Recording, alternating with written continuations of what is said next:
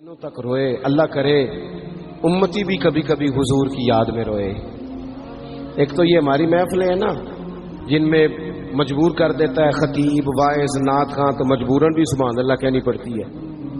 کاش کبھی گھر میں بیٹھے بیٹھے بھی دل کرے اور ہم کسی نعت خواں کے دروازے پہ اسپیشل جا کے دستک دیں اور اسے کہیں دل بڑا پریشان ہے، مدینے والے کی کوئی نعت تو سنا. کبھی ایسا بھی ہونا کہ گھر میں پیسے نہ ملنے پہ تو ٹینشن ہوتی ہے اور کوئی مقدمہ آ جائے تو پریشانی ہوتی ہے، لڑائی ہو جائے تو ہوتی ہے. کبھی یوں بھی تو ہونا رات کو ابا جی رو رہے ہوں بستر پہ اور بڑا رو رہے ہوں اور تڑپ کے رو رہے ہوں، بچے آ کے اماں سے پوچھیں کیا مسئلہ ہے ہمارے ابا کو، کوئی پریشانی ہے، کوئی ڈاکٹر کو بلائیں، کوئی دکھ ہے. اماں کہتی ہے جاؤ تمہارے والی بات نہیں. بچے اصرار کر کے کہتے ہیں نہیں اماں بتا تو صحیح مسئلہ کیا ہے. تو اماں ٹھنڈی آہ بھر کے کہتی ہے پتر تمہارے باپ کو نا نبی پاک کا مدینہ یاد آتا ہے، جنوں ویکھ کے ٹھردیاں اکھیاں نے تے جنوں ویکھ کے ٹھردا سینہ ہے. ربا تیری ساری خدائی چ ایک ہی تے شہر مدینہ ہے. پیسے جتنے آگے جی نہیں بڑے نے انہاں سٹیو تہاڈی مہربانی. اسی کڈی سمجھدار قوم آ، پہلے آپ ہی کھلاری دینے پھر آپ ہی کٹھی کری دینے. کیسی بات ہے.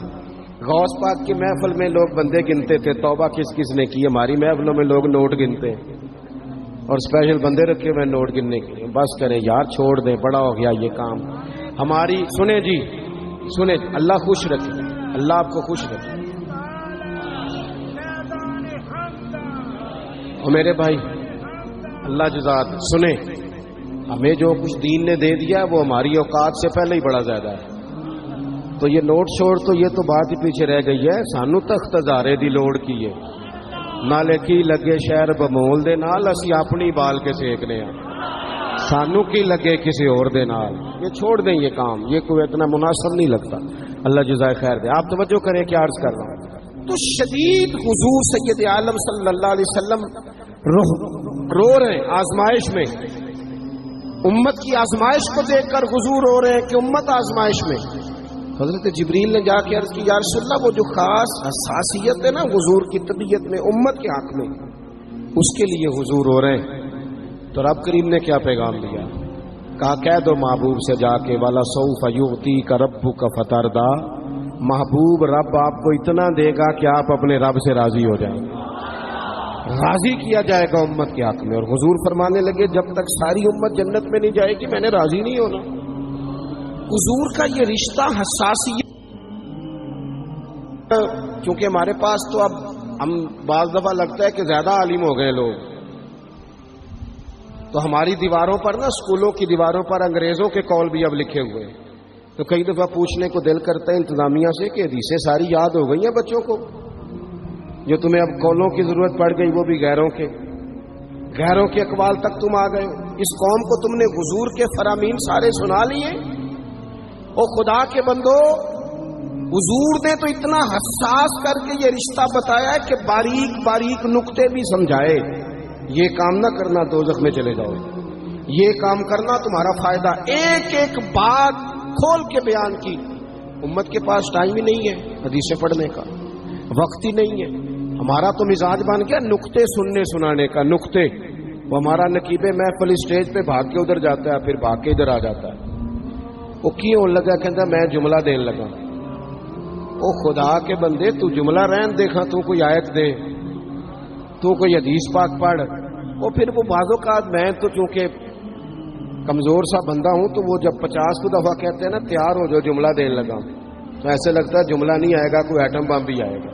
بھائی تو دے دے جو تو نے دینا. اتنا پریشان تو کس بات کا ہو گیا؟ اور پھر سارے کہہ رہے ہیں جتنے آئے نقیب نعت خواں خطیب سب کہہ رہے ہیں سارا قرآن حضور کی تعریف ہے. تو پھر پڑھنا چاہ رہا ہے تو بھی تو پڑھ، کوئی بھی نہیں رہا، کہی جا رہا ہے.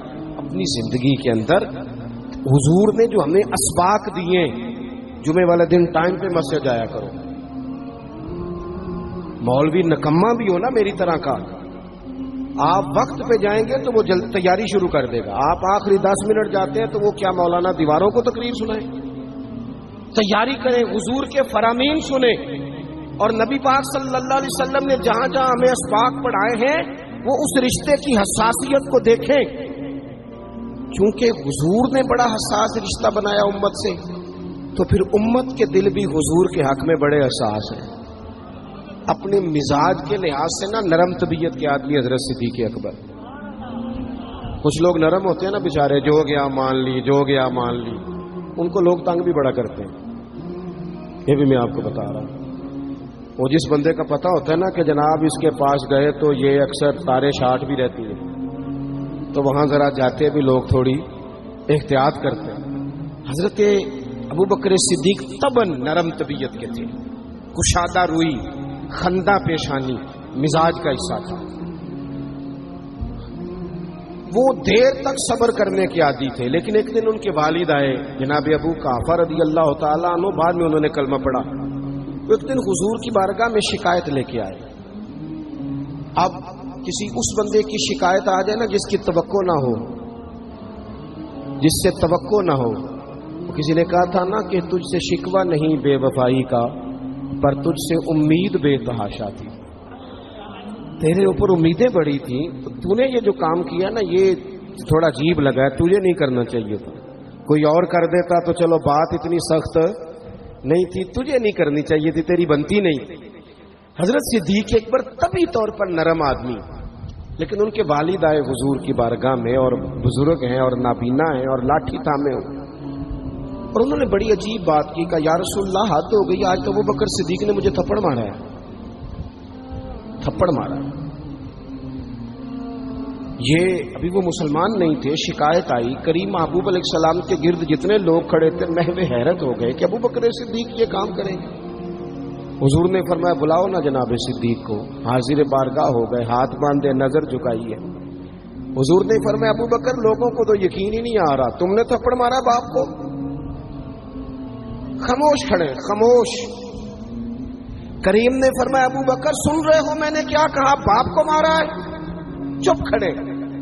تیسری دفعہ حضور نے فرمایا بولتے کیوں نہیں؟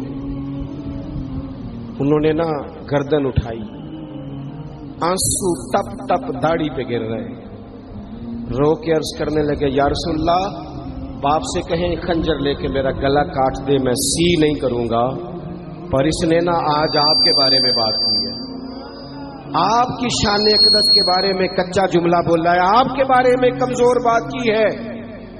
یا رسول اللہ میں سارا کچھ سہ سکتا ہوں، پر آپ کا اور میرا رشتہ، حضور آپ کی اور میری بات، تن تندور تے ہڈیاں بالن، اسی ہاواں نال تپایا، کپ کپ مکیاں پیڑے کیتے، اتوں عشق پلیتھن لایا، تن دا سالن تے من دی ہانڈی، لون صبر دا پایا، غلام فریدہ میں ساری تیری، تینوں وجہ یقین نہیں آیا؟ فرمانے لگے، عرض کرنے لگے یا رسول اللہ صلی اللہ علیہ وسلم انہوں نے آپ کے بارے میں بات کی ہے، شکر کرے میرے ہاتھ میں تلوار نہیں تھی، ورنہ میں باپ کا سر کاٹ دیتا، اس لیے کہ ہر چیز برداشت ہے، محبوب کی شان کے بارے میں کوئی بات کرے یہ امت کو برداشت نہیں ہوتی، ہم یہ کیسے قبول کریں، کیسے اس بات کو قبول کریں؟ عزیز بھائی اس رشتے میں حساسیت، آپ دیکھیں صحابہ نا اس حساسیت، اور صرف ناموس رسالت کے مسئلے میں نہیں، ہر مسئلے میں وہ حضور کے حق میں حساس